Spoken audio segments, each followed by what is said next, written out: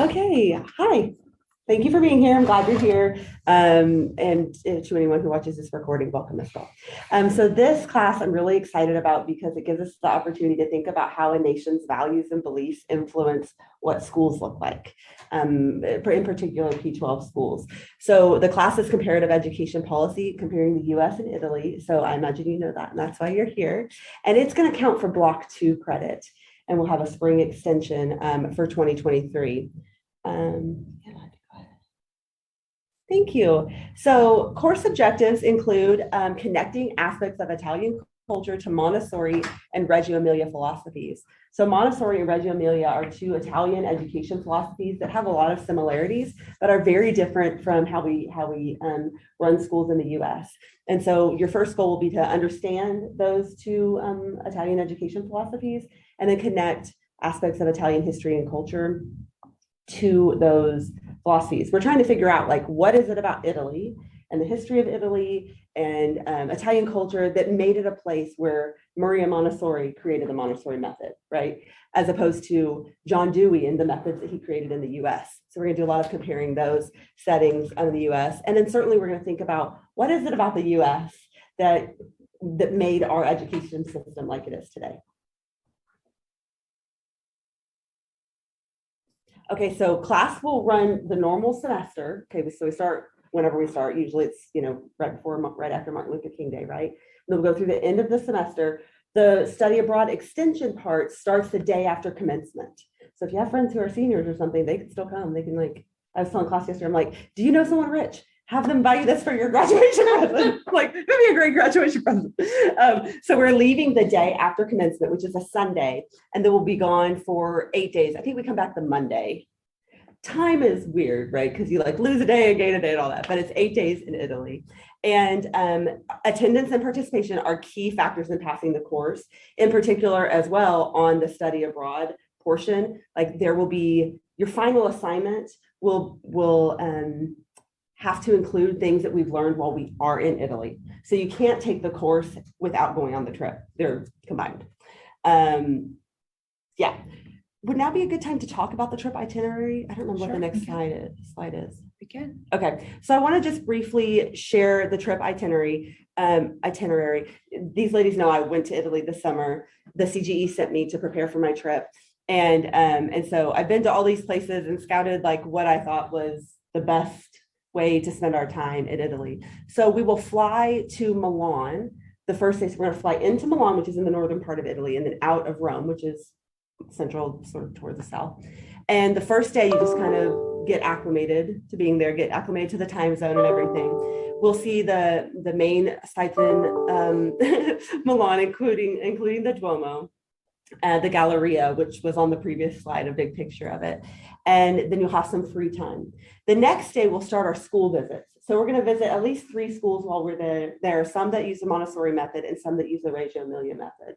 And so when we go, we'll have typically, I'm hoping we'll get to speak with the head of the school if we have the same language, or if we can do that. We'll also be doing some observation, and that's really going to be really key, actually. So we're going to build in some observational skills into our class.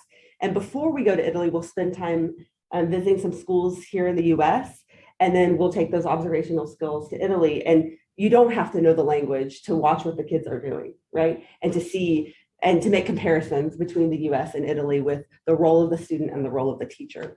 So we'll start that on May the 9th, and then we'll have some free time. And then May 10th, we're going to Reggio Emilia, which is where the Reggio method was started. And there's a center there that is sort of the home of the Reggio Emilia method. And they have some cool exhibits that show student work. And so we'll spend probably about an hour and a half tour there, and then we're going to have a class session there as well. And then we'll head to Bologna, which is a beautiful city, and visit a school there as well. Then the 11th, we're going to go to Florence. And Florence, we aren't seeing schools in Florence, we're just doing touristy stuff. So, because all of this, of course, is key to understanding Italian culture and how it influenced education policy in the country. So we'll see the Duomo, Santa Maria Novella, which is incredible, Ponte Vecchio, all the things, and do a walking tour. You were in Florence. No, you went to Florence, did you? No, oh, it's Caroline who was telling me she was in Florence. There's a really cool place to eat that has all these local places. It's a a market so we can all go there and everybody pick a different place to get pasta. It's a really neat, just an incredible city. So then we will head to Rome for the next day. That is Friday, I believe, and we'll have a morning visit at a Montessori or Reggio school. And then we'll do a half-day tour of Rome that day where we go to the Vatican, we'll see the Sistine Chapel, we go to St. Peter's, and you might be shushed like I was because I was just like, I remember saying, oh my gosh, like out loud, and the lady's like, shh, yes, right. They kept telling us to be quiet in the Sistine Chapel. And so we'll have a guided tour at all these places. We'll have a guided tour, which is really great because we won't have to necessarily, navigate some of these places on our own. We'll know a lot about the history from our tour, but then you'll have free time that evening as well to go see some sites in Rome. And then on that Saturday, we'll have a full tour in Rome where we see the Colosseum, the Roman Forum, the Trevi Fountain. I really think it's fun to go to the Trevi Fountain at night. So you could always do that on your own too. Go at night, it's so pretty at night. And then I really wanted to take you over to the coast. So you had a different feeling of outside the big cities of Italy. So that last day, we're going to take a bus out to Sperlonga, which is only about an hour and a half, maybe 2 hours, a bus ride. And we're going to spend the day out on the beach. So you could decide to do a beach club where you pay maybe $20, $30 to get a beach chair and swim in the ocean. There, you can do boat tours. You can just shop, whatever. You're going to have a free day to kind of spend however you want. And have a little bit of a different taste of Italy outside those bigger cities. And then we'll come back to Rome and fly home. And you're gonna be very tired. Yeah, do you have a question? I saw on there on the map, there was like all the pins where we would go, but there was also one in Nigeria. Yeah, no, that was an accident. We're not going to Nigeria. No. Fly in there. And then drive. Yeah, I don't know why that's there. I need to fix that. No, we're not making Nigeria on this trip. Yeah, it's a good question. Yeah, it's a good question. So you'll have to walk a lot. So one of my days in Rome, I walked 13 miles and we took 2 taxis that day still. We went to the Vatican and it was a long walk. Anyway, you're going to walk all the time. So just like prepare for blisters and just wear tennis shoes. I've heard CGE groups have suggested before we should have walking groups before we go on these trips because you have to really build up your stamina to walk all day. The last May, the groups that went, we all told them, you're going to be walking a lot, But I think that they didn't really believe it. So when they were there, oh my gosh, it's so much walking. Yes, it is so much walking. Just how Europeans do it. They just walk everywhere. So just start a walking group before, start getting the habit of walking before. So it's not so shocking when you're there. And we're going to be there at a perfect time of year. It won't be very hot yet. I mean, it's likely to be hopefully in most places like high 70s, mid 80s. Which is good because there's a lot of unair conditioned places in Europe. But it's going to be great weather, hopefully. I mean, it's a really good time of year to visit. It's before it's too busy. When I went, it was insanely busy. And so I'm excited to go back when it's a little less busy. Just realized we're going to be there on my birthday. Birthday dinner! Yes, May 9th. Oh, fantastic. So that's fantastic. We'll be in Reggio, Bologna. Yeah. Birthday dessert, pasta. So the cost of the program is $2,500 in total. That includes airfare. So we are really happy that we were able to get that cost. That includes airfare, your lodging, and you will typically share a room with at least one other person, but we're staying at places where there'll be a bathroom nearby or attached to the room that you will you might share with other TU students. Okay. Some rooms are double, some quads. So you might have up to 4. Yeah. And we separate by gender typically. Yeah. Okay. But if you have a male friend that you really want to be in the same room with you and the other 2 people also agrees, it's okay. Yeah. Okay. So it's based on your comfort. How about that? Yeah. So it includes your lodging, includes ground transportation. I think all the time we're taking a coach. I don't know that we're taking a train. Yeah. You're going to take a train on your own, I bet, while you're doing some free stuff, or a bus, because that's a great experience, just experiencing how amazing public transportation is in Europe. Some meals are included, and all of your scheduled excursions, tours, and guides. So we'll have a guide with us all the time. That's included. And when I say we're going to Sistine Chapel, we're buying your ticket, right? But if in Sperlonga, you want to take a boat ride out on the Mediterranean and go swim in the ocean and snorkel, like that's going to be on you to book and to pay for ahead of time. right? So anything that's on our itinerary, we're covering. And then the CG estimates about $240 is what you should plan to spend on your extra meals and sort of incidentals. But then again, if you want to do something special, you might say, okay, I know that a beach club in Spur Longa is $40. I'm going to plan to spend that too. Okay. And I just want to add the asterisk there on the airfare. The first time that we were looking at airfare, the fare that we were looking at was $1,700. And you're like, oh my God, that's so expensive, but let's keep looking. And we found another alternative, and also we've switched which city we go first and so on. So we found a better fare, $1,300, which I think is a very good fare. Yes. For Italy for this time of the year. So I have not bought these tickets yet. So it might change a little bit. If it changes to less, I'll reduce the price. If it changes a little bit more, then I'll increase the price. So that's why we have the Should be close. started. Should be close. Yeah. That's what we think it's going to be. And the course fee is $1,200 because we are applying 1 credit of tuition to the course, because everything that you're doing in Italy, it will be more expensive than that. But because we are applying the 1 credit of tuition to the trip. So TU essentially covers about $1,200 of the cost of the trip. So that leaves you with the $2,500 left, if that makes sense. So you pay your tuition, right? That's like normal. This is extra. But TU will adjust your cost of attendance so that you can use your financial aid possibly toward it.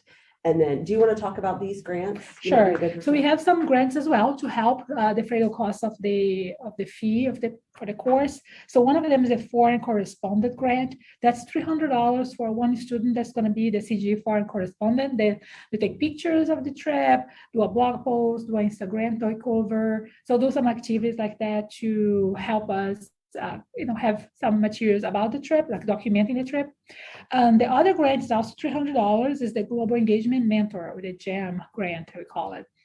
That's somebody that's going to be a mentor to their classmates, but also going to be kind of a helper or a right hand to Professor Smith and to myself as we are planning for the trip.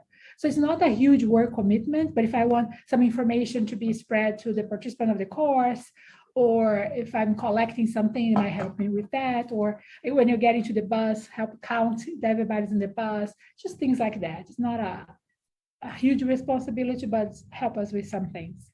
And also we have the critical need grant. So for that, you have to be considered critical need by the Student Financial Services Office.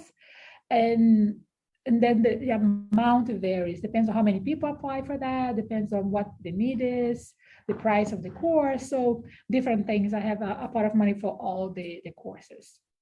So application for that, for all of them, is November 15th. You know if you're going to get a grant before you have to commit to the course. I was going to ask. Thank you for answering that. So you know what you're committing what your financial to. commitment is. Okay. Exactly, because you have to commit to the course by December 1st, which is the next slide. There's one more grant I just mentioned, is the Gilman Scholarship. Deadline, I believe, is next week. It's very soon, and you have to tomorrow. I think it's tomorrow. Was it the 6th? I'll have to check. Okay. I'm not sure. Yeah, because we were talking about it in class, and Lila was like, I think it's this week. Okay. It's doing one day, tomorrow. 14 hours. So. Yes, exactly, tomorrow. You're really fast. And you have to be a Pell Grant recipient to be eligible for that one. Now, and how is the application for that through the CGE portal? Yes. Okay. Yes. Okay.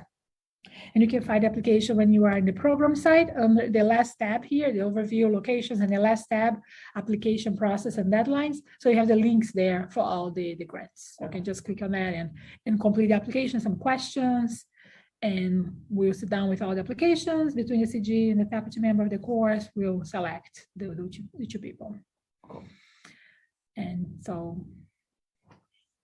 Yes. Okay. So I will talk about this, but you jump in whenever. Make sure your passport is good. If you've never had a passport, it can take quite some time to get one. Once you decide you're going, you need to go ahead and work on it. I would say like no later than the early spring. Because now I will need to buy the ticket. So if you can start working on it now, that'll be desirable. So it's ready in December. Okay. I'm getting mine tomorrow. Yay! Okay, okay, great. Flying, great first step. Yes. Make sure yours, I need to make sure mine, I think mine goes through 2024. So. Yes, that should be good until at least, so it has to be 6 months after the trip. So the trip is in May. So it has to be valid until at least the end of November 2023. If it expires before November 2023, you need to renew your passport.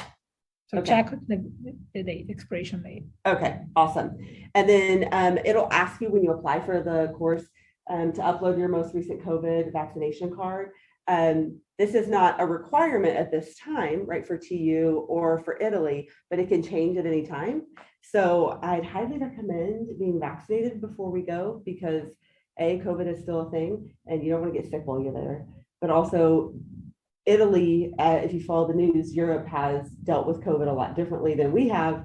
And, you know, when Lara went when did you go? March. In March, it was still required to be vaccinated and you had to show a green pass. And to get everywhere, any sites, any museum, anything that I visit, restaurants, you had to show a vaccination card. And by the time I went in July, it was different, but it would just be, if everybody is vaccinated, then we know everybody can go no matter what, right? So that would help for travel to Europe. And then the CGE is always up on travel regulations between Italy and the US, but it's good to watch that too. There's a lot of interesting political stuff happening in Italy. They're just a very fascist government was just elected. It's like wild. Now my husband watches the Italian. He's like, what's happening in Italy? I'm like, oh, I don't know. And then apply for your grants. Yeah, because the grants will be due November 15th. So that's coming up before we know it. Is there anything else you want to add to that? No, that's it. Perfect. Yeah. Oh, yeah, you talk about this part. So to enroll, first we enroll to the course, just like you would any other spring course. And your date, whatever date it is. I know for some of you might be November or very late in October, but still just go ahead and enroll. You also have to register with the CGE. So that website I showed you, there's a big apply now button, and I'll pull that up again, which is apply now button in the course. So that's where you go to apply. And that's it. So the CGE registration has to be done by December 1st. That's the day that you have to sign our commitment form.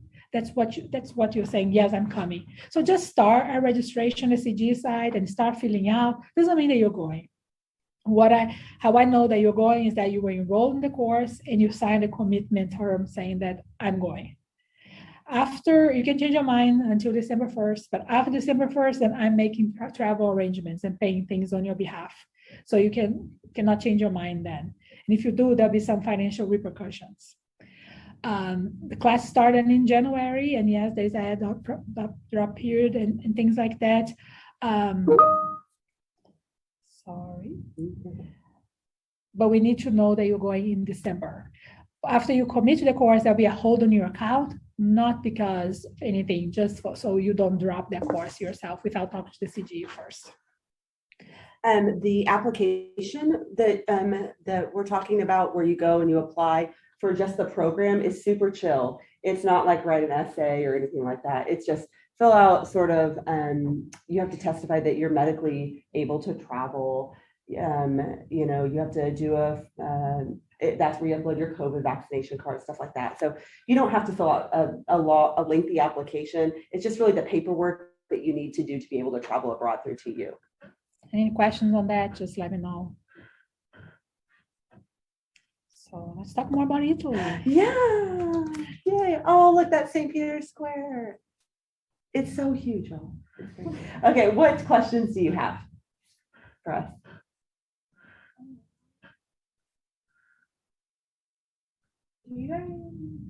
This is the site, correct? Yes. That's it. So I'll show the recording. So if you go to the CGE website, which is global.utulsa.edu, can find this in many different ways, but one way you can go to Abroad portal, that's where you went, and you go to explore programs. And then you can search all different ways as well, but I'm gonna search by term because I think it's easier. And then I'll just put spring extension. You could put by the program name, by the city, by the country, and then search. And then you're gonna find the spring extension courses, and that's the second one right there. And that's how you get to the course page that has all the information that we showed you, the general information here first, and then The second is the itinerary. Yes, we're not going to Nigeria. Correct there. And then the bottom here, you have the expected costs. So we have estimated, so the program fee and the airfare altogether is going to be put on your TU account. So you pay that together with your tuition for spring. If you have a payment plan or something like that, that will be part of that as well. And here, it's called here the no billable amounts. Is what you expect to Money need you need as to bring well. with you. We be the 240 for the other meals, plus whatever money they want to bring for souvenirs, for other activities. And I gotta tell you, I'm surprised by how well you can eat in Italy for the cost.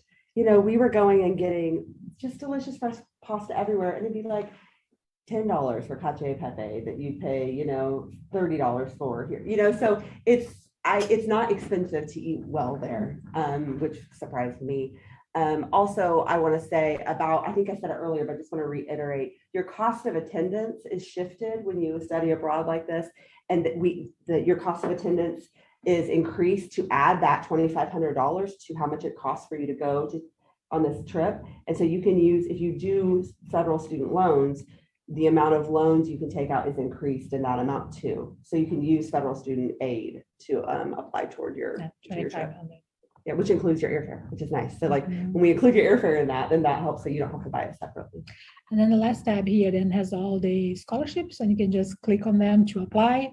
So it's a separate application. Here, if you apply now here, this button, you're registering for the course. But if you want to apply for any of the grants, then you click, for example, just gonna open one just to show you. It's a faculty-led foreign correspondent grant. So there's some information about the grant, what kind of the expectations that we have. It's competitive, just one student in the course is gonna get it. So fill out as soon as you can and do a good job answering the questions of the application. So any other questions on? What other questions do you have? What is the time difference again? 6 hours? I think 7 so. hours? 6 or 7 hours. Yeah. Okay. It's 6 or 7. Is that helpful? No. Let's ask Siri. What time is it in Rome? Y'all know how I love my thoughts.